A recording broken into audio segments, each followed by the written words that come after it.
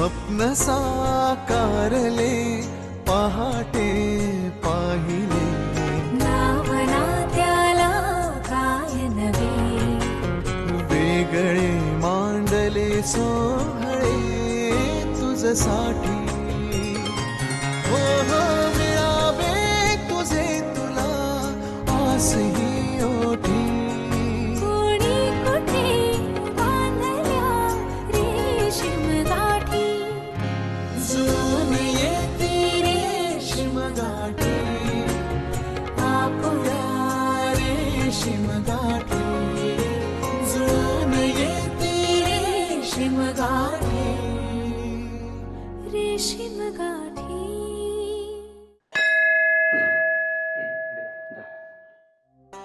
तुमची जी काय मनोकामना असेल ती डोळे मिटून देवीला सांगा, मनोकामना पूर्ण होईल.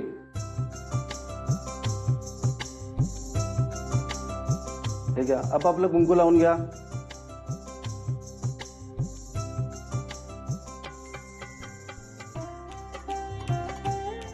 ओम महालक्ष्मी माते नमः, महालक्ष्मी माते नमः. घ्या, आरती घ्या. त्यांच्या हाताला हात लावा.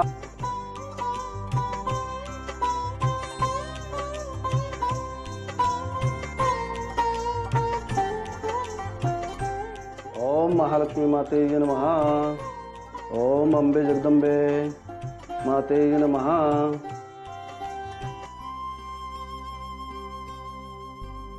बस द्या. तुम्ही घ्या, आरतीचा नमस्कार करा. ओम अंबे जगदंबे माते नमः. डोक्याला डोकं लावा तुम्ही.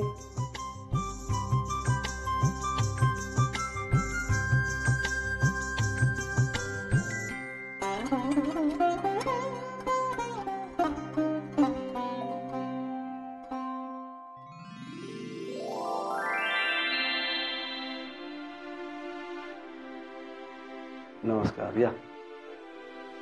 ओम ओम ओम ओम.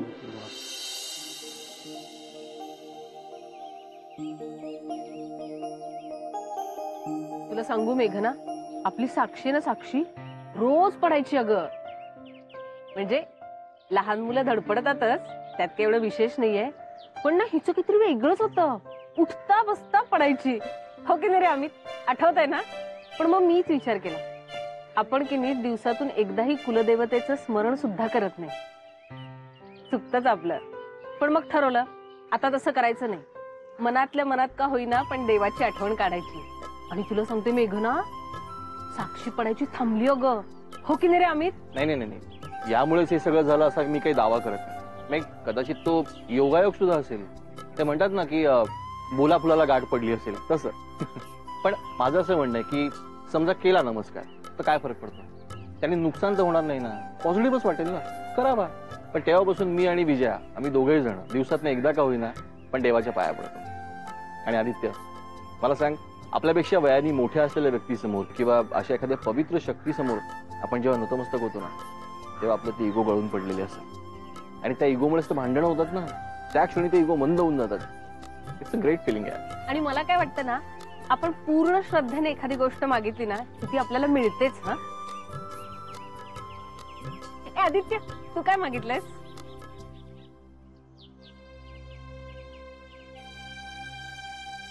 ए, असं विचारायचं नसतं का? ए, सांगू नको सर तिला. तू गप रे अमित.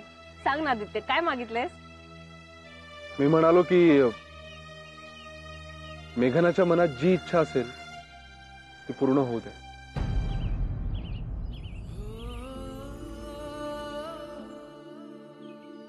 है ना? मेघना, आता तू सांग, तू काय मागितलंयस? काय आता पुन्हा तेच? अमित गप रे तू. ए सांग ग मेघना. तुला सांगू का मेघना, खरं तर आमच्या आदित्यसारखा नवरा तुला मिळालाय ना, आता तुला काही मागायलाच नकोय.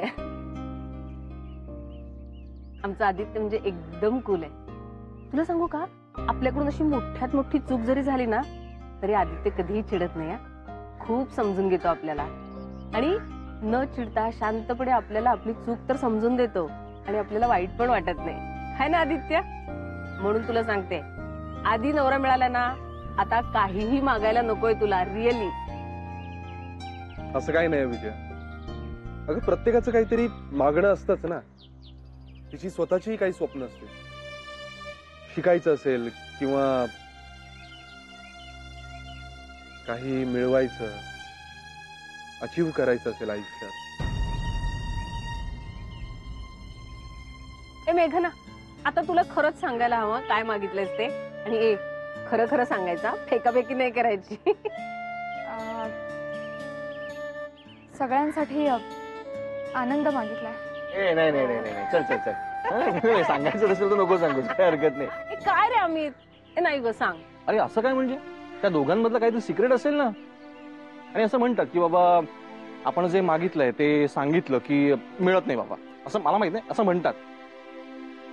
आपण दादा, हा. तिला जे काही हवं असेल ना, ते काहीही करून मी तिला मिळवून देईन. हा, फक्त तिने सांगायला हवं. बघ मेघना, मी तुला म्हटलं की नाही, आदित्य सारखा नवरा मिळालाय म्हणजे तुला सगळं काही मिळालंय अक्षरशः. तू ना तुझ्या मनातली इच्छा फक्त त्याला सांग. इकडची दुनिया तिकडे करेल हा, पण तुझी इच्छा पूर्ण करेल. परवाच नाही का आमच्यामध्ये ना वाद चाललेला की हा माणूस इतका जपतो कसा सगळ्यांना. हे कॅरेक्टर गेलंय तरी कुणावर? अरे कोणावर म्हणजे काय? माझ्यावर गेलाय तो. मग आ? मी नाही का दिवसभर फक्त आणि फक्त तुझ्या सुखाचा विचार करत असतो, आहे की नाही? अरे दुष्ट्या, देवाच्या दारात तरी जरा खरं बोल. कुठे मिळशील ही पाप?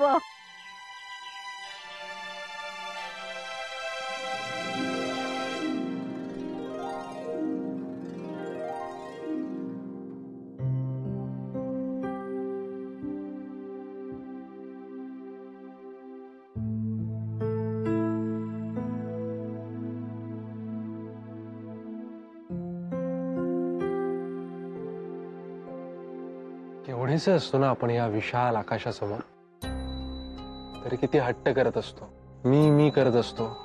तसं नसतं.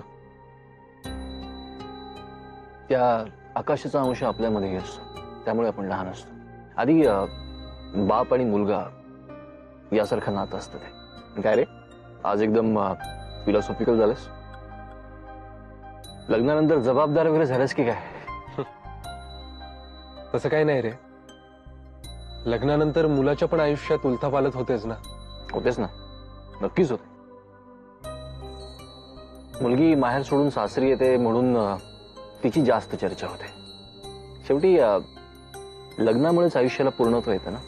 आधी आपल्या जोडीदाराबरोबरचं फाईन ट्युनिंग खूप महत्वाचं असतं.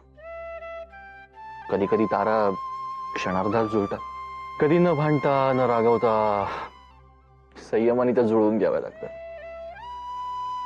पण एकदा का सूर जुळले ना किंवा गाणं रंगत जात. मजा असते लग्न म्हणजे. खरंच तू खुश आहेस ना लग्न करून?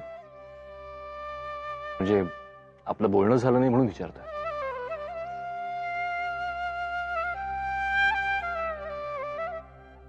हो, मी खुश आहे.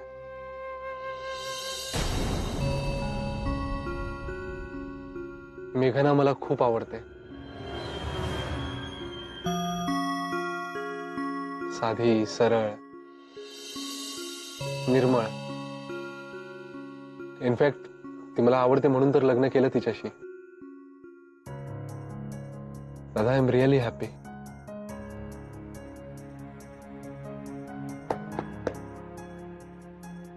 बरं वाटलं ऐकून. आणि तू हे मनापासून बोलतोयस हेही जाणवलं मला. असं सुखी राहा जन्मभर. Good night. Good night.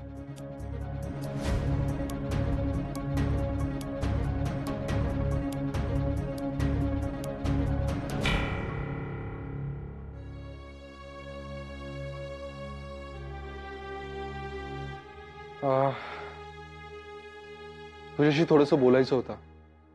मला माहितीये मेघना, तू अतिशय दडपणाखाली आहेस, गोंधळलेली आहेस. जी काही परिस्थिती निर्माण झालीये ती खूपच गुंतागुंतीची आहे आणि त्यातून तुला हवी असलेली दिशा शोधणं सोपं नाहीये. हो, आणि तुम्ही सगळी माणसं इतकी चांगली आहात की इनफॅक्ट त्या चांगुलपणामुळे मला जास्त दडपण येतं. आपला पाहण्याचा कार्यक्रम झाला ना, त्यावेळी तू जे म्हणाली होतीस ते आठवतंय मला. स्वतःच्या आग्रहाखातर कोणाचं मन दुखावणं नाही जमत मला. पण आता नेमकी तीच वेळ आली आहे मेघना तुझ्यावर. स्वतःचं उत्तर शोधताना कदाचित खूप जणांना दुखवावं लागेल तुला, पण डोंट वरी, मी सांभाळून घेईन तुला. मेघना, तू आनंदी व्हावंस असं खरंच वाटतं मला, अँड आय प्रॉमिस की त्यासाठी मी सगळं काही करेन. Thank you so much. अगं, मला सांगायचंय ते हेच की ही जी काही फॉर्मॅलिटी आहे ना, ती आता सोडावी लागणार तुला, निदान घरात सून म्हणून वावरताना तरी. मेघना, जोपर्यंत तुझी माझ्याशी मैत्री होत नाही तोपर्यंत तू जर माझ्याशी फॉर्मल वागलीस, परकेपणाने वागलीस, तर ते मी समजू शकतो का, पण घरी नाही चालणार तसं. जोपर्यंत तुझा काही निर्णय होऊन तुला हव्या असलेल्या दिशेने स्वच्छ पाऊल टाकत नाहीस, तोपर्यंत तरी तुझी ओळख माझी बायको, रादर माझी हॅपी बायको आणि नाना माईंची नवी हसरी सून अशीच असणार आहे, असायला हवी. नाहीतर सगळ्यांनाच आपल्या नात्याविषयी संशय निर्माण होईल आणि ते सगळं तुझ्यासाठी खूप पेनफुल ठरेल.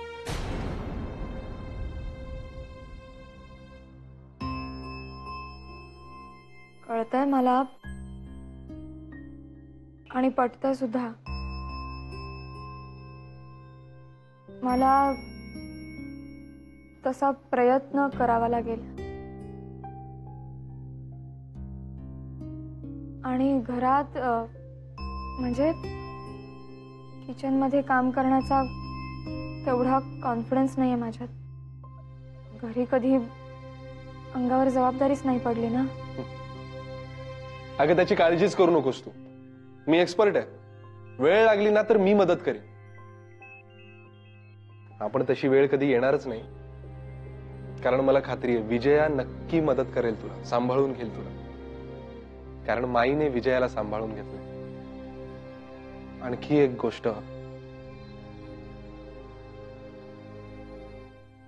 मला तुझ्या आदित्यविषयी माहिती हवी आहे.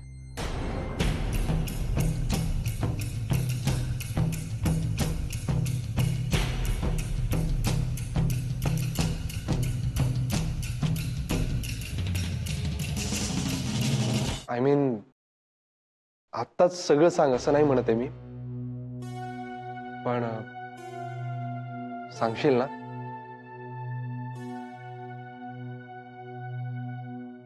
ऑलराईट, तुला जेव्हा सांगावंसं वाटेल ना तेव्हा सांग.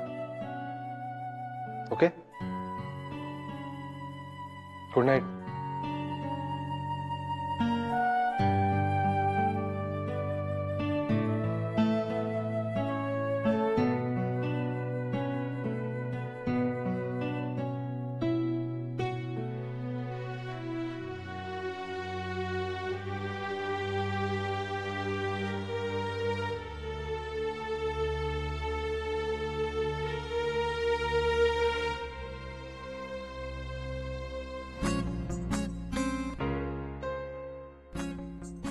मग थांबा, आधी आत नसतं यायचं.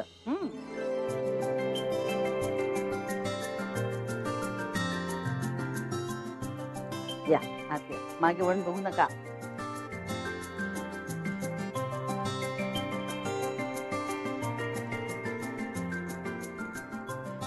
कसा झाला प्रवास? छान झाला. पाय दुखत नाही ना ग तुझा मेघना? माई, तुम्ही लेप लावून दिला, बरा झालाय पाय. अगं मी कसलं काय केलंय? उडाल्याची किमया आहे सगळी.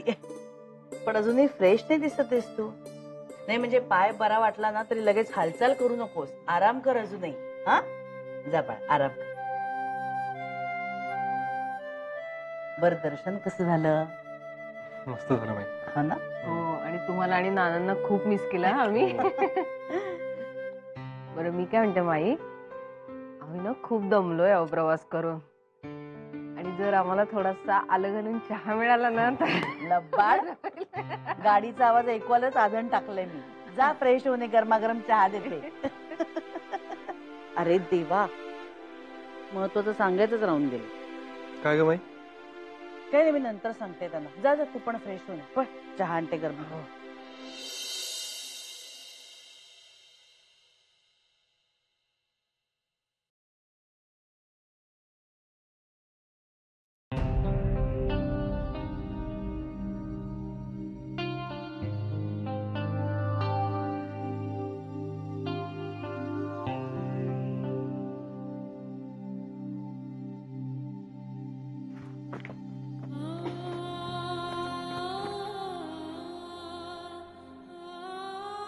माझं सगळं आयुष्य या बॅगेत बंद झालंय.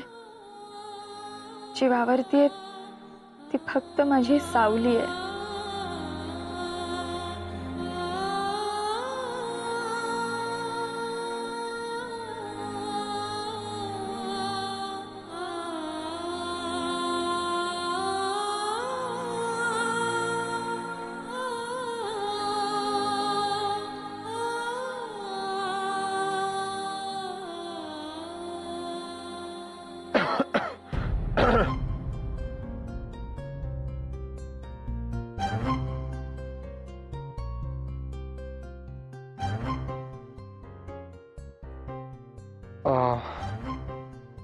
माईने बोलवलंय तुला. तिला काहीतरी महत्वाचं बोलायचंय तुझ्याशी.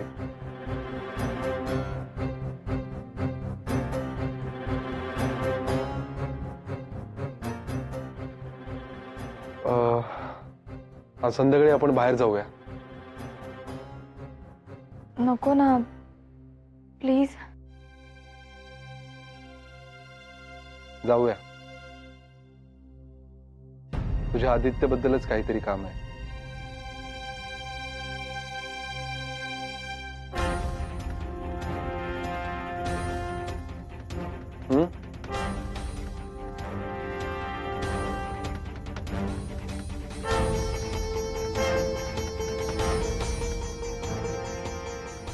कुकर लावून झाला का ग? हो माई.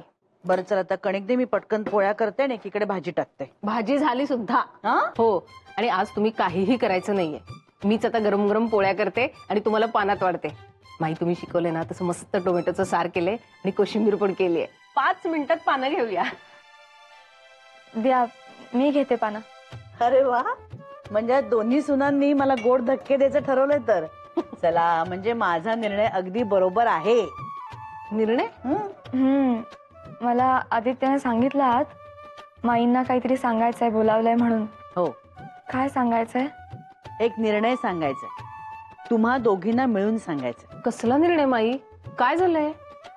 मला टेन्शन यायला लागले. अगं निर्णय म्हणजे माझ्या मनाशी मी ठरवलंय. तो काय अगदी कोर्टाचा निर्णय नाहीये. अहो पण काय ठरवलंय माई? आता मला भीती वाटायला लागली आहे. अगं टेन्शन घेण्यासारखं काहीही नाहीये. कळलं का वेडाबाई? मी असं ठरवलंय की आता या स्वयंपाकघरातून मी निवृत्त होणार आहे. काय निवृत्त? चालेल ना?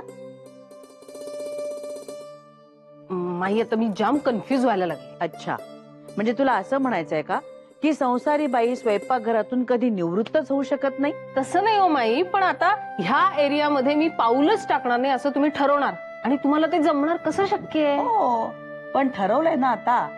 आणि मनाशी ठरवलं ना आपण की सगळं काही करता येतं. आणि मी असं ठरवलंय की या स्वयंपाकघरात माझं गुंतलेलं मन मी आता बाहेर काढणार.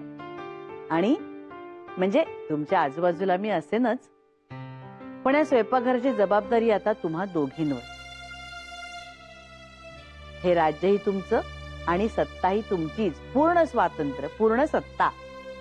माई काय हे सत्ता वगैरे? अगं खरंच मी सिरियसली सांगते. जबाबदारी द्यायची ना म्हणजे अधिकारही द्यायला हवेत, म्हणजे मग ती जबाबदारी नीट पार पाडता येते. विजया, आतापर्यंत तू एकटी होतीस ना म्हणून नाही टाकली तुझ्यावर ही जबाबदारी, पण आता तुझ्या मदतीला मेघना आहे. आता तुम्ही दोघी मिळून याचा ताबा घ्यायचा आहे. काय माई, पण आडल्या नडल्याला तुम्ही असाल ना? नाही म्हणजे आम्हाला गायडन्स लागेलच तुमचा. अगं ती असेलच ग. मी नानांच्या भाषेत सांगायचं ना तर ज्ञानामृत पाजायला मी तयार आहे. आणि आपल्याकडे ते सगळ्यांनाच आवडतं. आणि विजया, चुकत माकत का होईना पण एखादा पदार्थ आपण बनवला ना आपल्या स्टाईलनी की त्याच्यात एक मजा असते, आपल्याला कॉन्फिडन्स येतो आणि आपल्या स्वयंपाकघरात आपल्याला आपली नव्यानेच ओळख होते. तेव्हा आता या स्वयंपाकघराची जबाबदारी तुम्हा दोघींवर. हे स्वयंपाकघर तुम्हा दोघींच्या ताब्यात. आणि मेघना, तुझा ताबा मात्र मोठ्या जावेच्या हातात आहे बरं का? हा काय मग, जमेल ना दोघींना?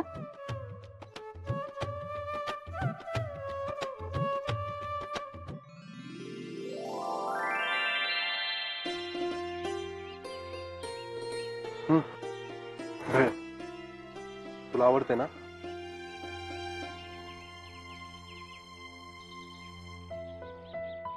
मुद्दामच बाहेर भेटायचं ठरवलं.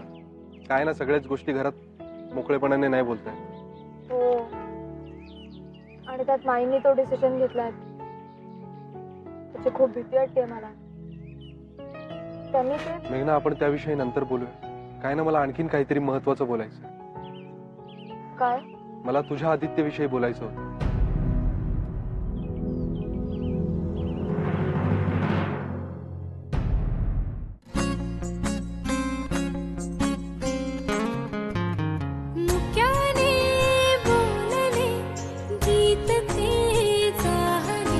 स्वप्न साकारले पहाटे पाहिले, नावना त्याला काय नवे, वेगळे मांडले सोहळे तुझसाठी.